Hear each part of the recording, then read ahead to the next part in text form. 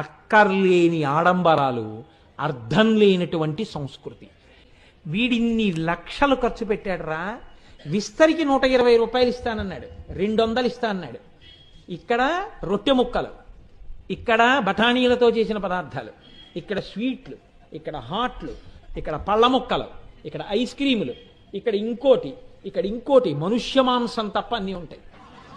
ఎవడికి ఏం కావాలో అన్నీ తినచ్చు. అన్నీ తిన్న మనగాడు ఉంటే భారతరత్న ఇవ్వచ్చు. అన్నీ పెడతారు. ఎన్ని అక్కర్లేని తిరుగుళ్ళు తిరుగుతాడండి పెళ్లిలో. ఆడపిల్ల పూజ చేస్తుంటే పక్కన కూర్చుని, అమ్మ జాగ్రత్తగా చేయి నాన్న, పసుపు వేయి, కుంకం వేయి, గంధం అర్చన చెయ్యి నాన్న, ముందే గబగబా కాస్త గంధం తీసుకో, సాన మీద గంధం తీయి అని పక్కన కూర్చొని గంధం తీయించి, అమ్మవారికి ఇంత జాగ్రత్తగా ఆడపిల్ల చెయ్యొచ్చో అంత మర్యాదగా ఆడపిల్లతో చేయిస్తున్న కన్యాదాత ఎక్కడున్నాడు? ఎప్పుడు దేనికి సరిపోతుందంటే పీటల మీద కూర్చున్న దగ్గర నుంచి వచ్చిన వాళ్ళకి ఇలా అండంతోనే సరి బతుకంత.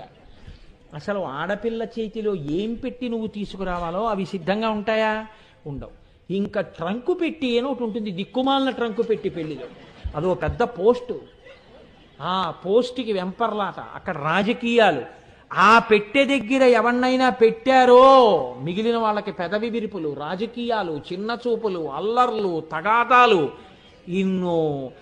ఏది తెలుసు మనకి మాట్లాడుకోవడం పెళ్లికి అంటే, ఎన్ని పూట్లు మేము ఉంటాం, మీరు ఎన్ని పూట్లు ఉంటారు, టిఫిన్ ఏం పెడతారు, వీడి జీవితంలో వీడు పలహారం చేయని వెళ్ళగా, వీళ్ళు పెడితేనే తింటాడు, లేకపోతే వాడు బతుకులో ఎప్పుడన్నా ఇడ్లీ తింటే కదా, వాడు బతుక్కి వడ తింటే కదా.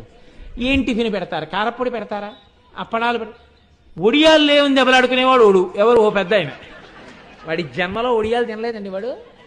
ఒడియాల కోసం దెబ్బలాట పెద్దరికమే. దానికి అర్థం ఉండదు. ఇప్పుడు ఇంకా కొత్త సంస్కృతి వచ్చేసింది, వెర్రిగెంతులు, వెర్రాట్లు, వెర్రిపాటలు. ఇంకా ఆశ్చర్యకరం ఏమిటంటే, అసలు ఏ పాటలు మోగకూడదో ఆ పాటలన్నీ మోగించుకుంటూ ఉండాలి. ఇక్కడేమో కట్టేది తాళి, ఇక్కడేమో పెట్టేవి జీలకర్ర బెల్లం. అక్కడ ఏ పాటలు వినపడితే అమ్మవారు అసహించుకుంటుందో అవి. ఎవడు పెట్టమన్నాడు నిన్ను? అక్కర్లేని అహంకారాలు, అక్కర్లేని ఆడంబరాలు, అక్కర్లేని అలంకారాలు తప్ప అసలు ఎందుకు చేస్తున్నారు? ఎవరిని ఆరాధిస్తే ఆ ఐదో తనం నిలబడుతుంది? దీని గురించిన స్పృహ ఎక్కడుంది?